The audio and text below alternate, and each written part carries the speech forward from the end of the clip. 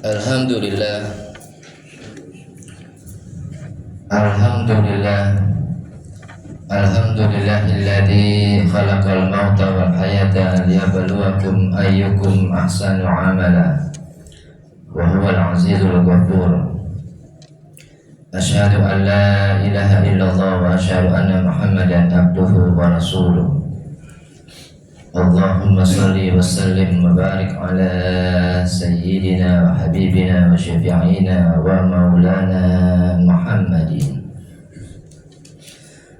wa ala alihi wa ashabihi wa man tabi'ahum bi ihsan ila yaumiddin, amma ba'du.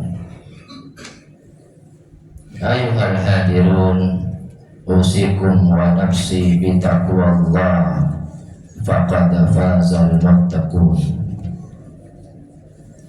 Qala Allah Ta'ala fil Qur'anil Karim, a'udzu billahi minasy syaithanir rajim. Bismillahirrahmanirrahim. Ya ayyuhalladzina amanu taqullaha haqqa tuqatih wa la tamutunna illa wa antum muslimun. Hadirin sidang salat Jumat yang dirahmati Allah Subhanahu wa taala. Marilah kita senantiasa meningkatkan ketakwaan kita kepada Allah Subhanahu wa taala. Takwa dalam arti yang sebenar-benarnya takwa, dengan mengerjakan segala perintah-perintah Allah dan meninggalkan segala larangan-larangan Allah Subhanahu wa ta'ala. Hadirin sidang salat Jumat yang dirahmati Allah Subhanahu wa ta'ala. Pada kesempatan khutbah pada siang hari ini, tema yang akan khatib sampaikan adalah tentang pentingnya takwa dalam kehidupan. Hadirin yang dirahmati Allah Subhanahu wa ta'ala, apabila kita ingin mendapatkan kehidupan yang penuh dengan kebahagiaan, penuh dengan kesuksesan, penuh dengan keberkahan hidup di dunia dan juga di akhirat, kuncinya adalah satu, yakni beriman dan bertakwa kepada Allah Subhanahu wa ta'ala. Tidak akan bisa kita mendapatkan kehidupan yang penuh dengan kebahagiaan, kesuksesan, keberkahan kalau kita tidak beriman dan bertakwa kepada Allah Subhanahu wa ta'ala. Bagaimana ciri-ciri orang-orang yang bertakwa perspektif Al-Quran? Allah Azza wa Jalla berfirman, a'udzu billahi minasy syaithanir rajim. Bismillahirrahmanirrahim. Alladzina yunfikuna fis sarra'i wad dharra wal kadhiminal ghaidha wal 'afina 'anil nas. Ciri-ciri orang-orang yang bertakwa yang pertama dalam pandangan Allah Azza wa Jalla adalah alladzina yunfikuna fis sarra'i wad dharra, yaitu orang-orang yang senantiasa menginfakkan hartanya, baik pada saat dia sedang dalam keadaan sempit rizkinya ataupun sedang lapang rizkinya, dia tetap berinfak.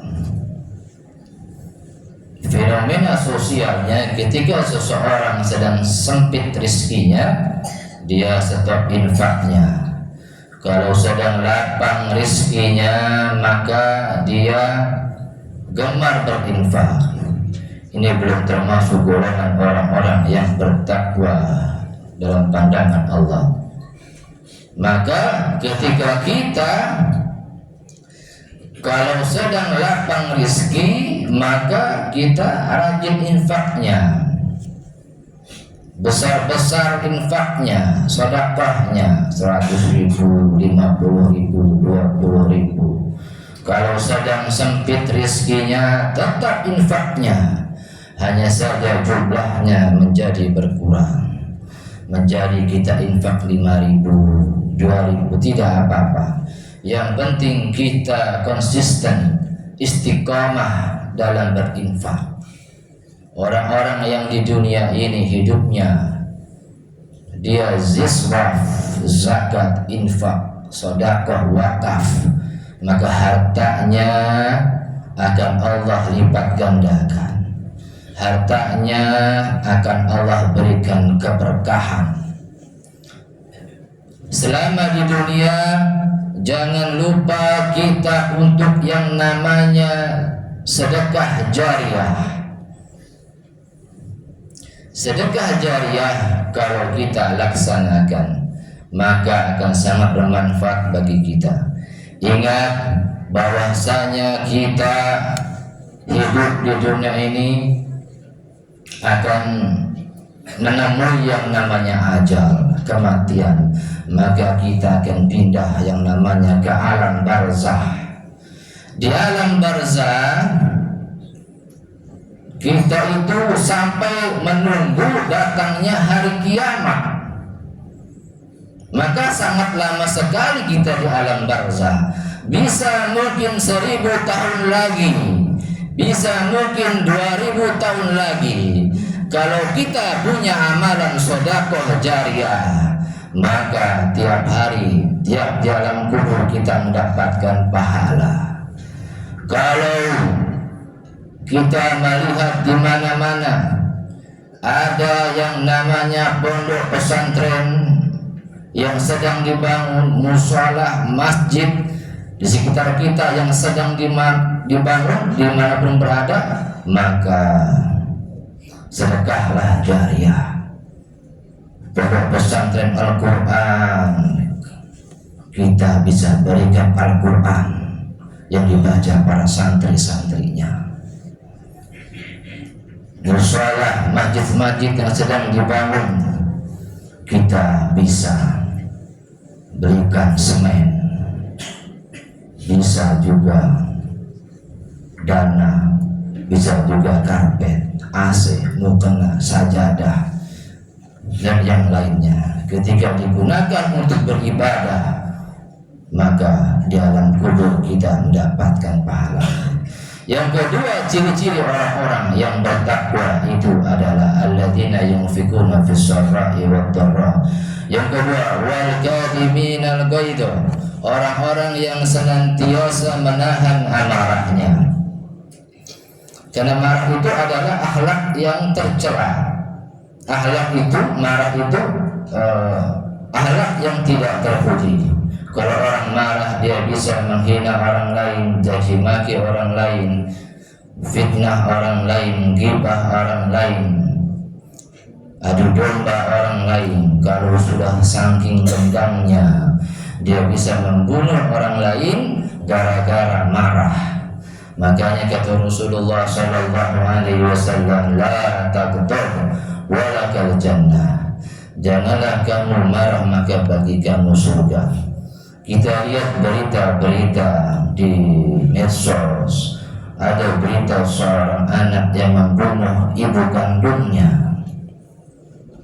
Sang anak minta uang sama ibunya. Ibunya tidak ada uang, pasti tidak ada uang, 50.000. Akhirnya sang anaknya marah dan membunuh ibunya. Ada juga berita seorang suami yang membunuh istrinya gara-gara suaminya marah. Pulang kerja tidak ada makanan di meja makan, dia emosi, langsung marah sama istrinya. Dibunuhlah istrinya gara-gara manusia yang memiliki sumbu pendek, gampang marah. Penyesalan selalu datang yang namanya belakangan. Padahal dia tinggal ke warteg bisa, ya, tidak sampai membunuh istrinya. Kemudian yang berikutnya,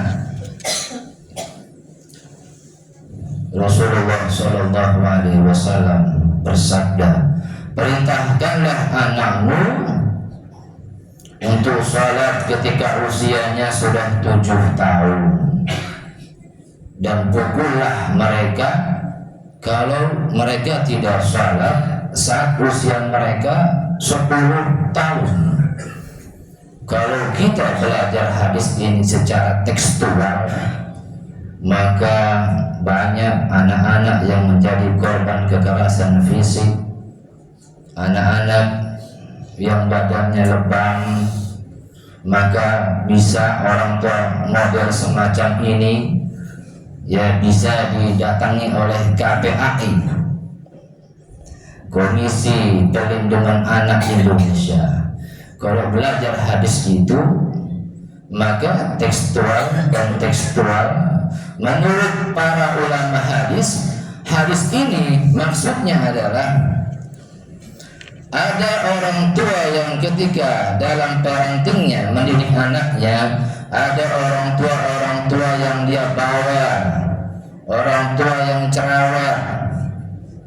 Dari anaknya usia 7 tahun, kalau sudah dengar azan masuk waktunya salat, dia berkata kepada anaknya, "Nak, salat dulu, nanti kamu main lagi, nak."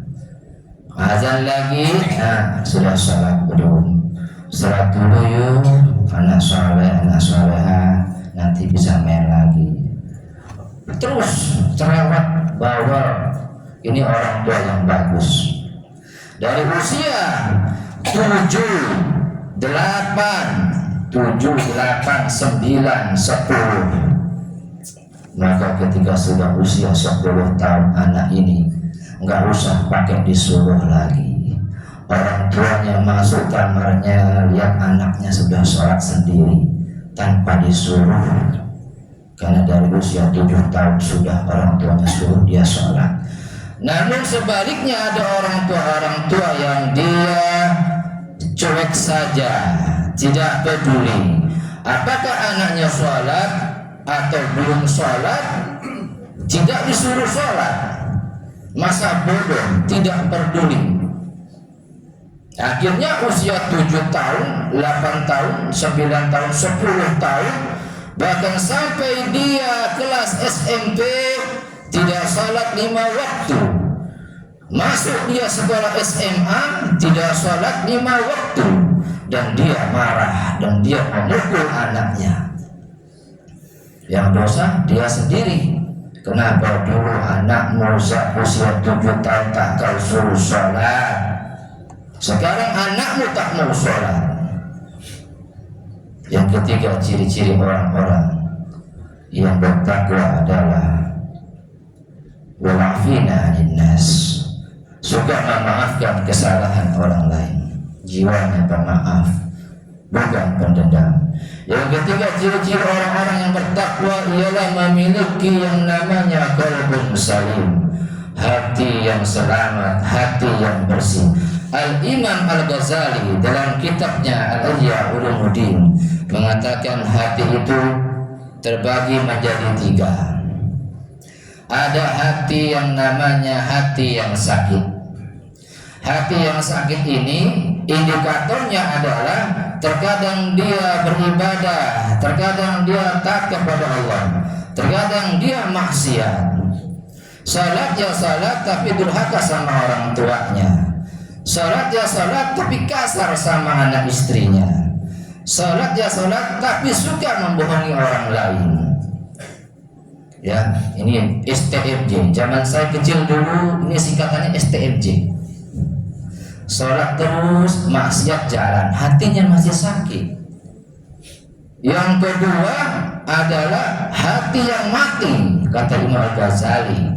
Ini hati yang mati, hati yang tidak mengenal Allah, tidak mengenal Rasulullah, tidak mengerti ajaran Islam, kerjaannya senantiasa berbuat kemaksiatan, berbuat kemungkaran, tidak salat 5 waktu, durhaka sama orang tua, membegal motor, mencuri, kasar sama anak istrinya, KDRT sama istrinya, maksiat terus, hatinya mati. Taubat kuncinya sebelum Allah mengambil nyawanya. Taubat cepat-cepat. Yang ketiga adalah qalbun salim, kata Imam Ghazali, hati yang selamat, hati yang bersih dari segala macam penyakit hati, hati yang senang beribadah, hati yang taat kepada Allah, hati orang-orang bertakwa, gak suka dia berbuat kemaksiatan. Kalau bermaksiat langsung buru-buru salat sunnah, taubat, istighfar, baca sayyidul istighfar. Ini dia hatinya adalah qalbun salim, orang-orang yang senantiasa bertakwa kata Allah.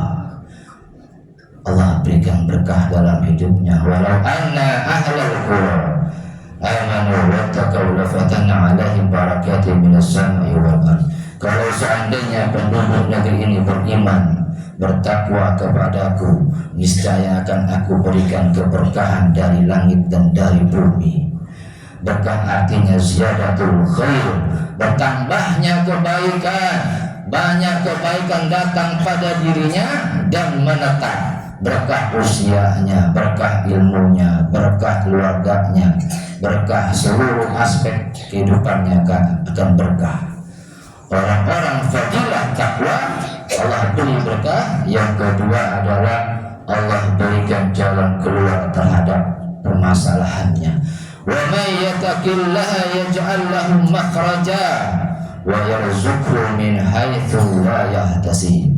Barang siapa bertakwa kepadaku, niscaya akan aku berikan berkah dari langit dan dari Baraku, niscaya akan aku berikan jalan keluar dari setiap permasalahannya. Punya masalah jangan pergi ke diskotik. Banyak di medsos masalah, dia bunuh diri. Kata Allah, wasta'inu bis-sabri was-salah. Mintalah tolong kepada Allah dengan sabar dan salat, munajat kepada Allah. Kecil bagi Allah untuk menyelesaikan permasalahan hidup kita di dunia ini. Barakallahu li wa lakum. Aku qala hadza fastaghfiruhu innahu